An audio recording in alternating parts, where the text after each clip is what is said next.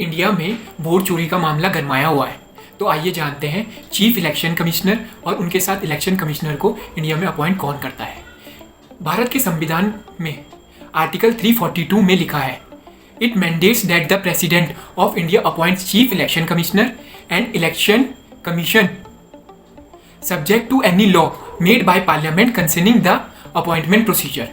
इसका मतलब होता है कि भारत के राष्ट्रपति के पास पावर है चीफ इलेक्शन कमीशन और इलेक्शन कमीशन को अपॉइंट करने की, पर जो अपॉइंटमेंट के नियम है वो संसद बनाएगी। पहले चीफ इलेक्शन कमीशन और इलेक्शन कमीशन का अपॉइंटमेंट कैसे होता था, केवल पीएम और कैबिनेट मिनिस्टर अपनी एडवाइस प्रेसिडेंट को देते थे और प्रेसिडेंट उस हिसाब से ही चीफ इलेक्शन कमीशन को अपॉइंट कर लेता था। पर 2023 में इसके ऊपर बहुत सारे क्वेश्चन उठने लगे इस प्रकार के अपॉइंटमेंट में, क्योंकि ट्रांसपेरेंसी इशू थे।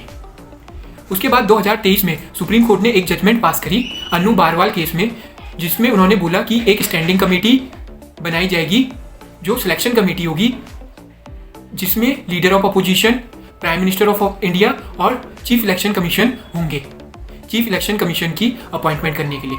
पर सेम साल में ही सरकार एक एक्ट लाती है, उसके बाद उसमें से चीफ इलेक्शन कमीशन को हटा देती है और केवल प्राइम मिनिस्टर और कैबिनेट मिनिस्टर जो कि नॉमिनेट होंगे पीएम के द्वारा वही रहेंगे और लीडर ऑफ अपोजिशन। यहाँ पे सरकार अपनी तरफ से 2 मेजॉरिटी ले आती है, एक तो पीएम भी उन्हीं की पार्टी का और कैबिनेट मिनिस्टर भी उन्हीं की पार्टी का और लीडर ऑफ अपोजिशन कोई भी।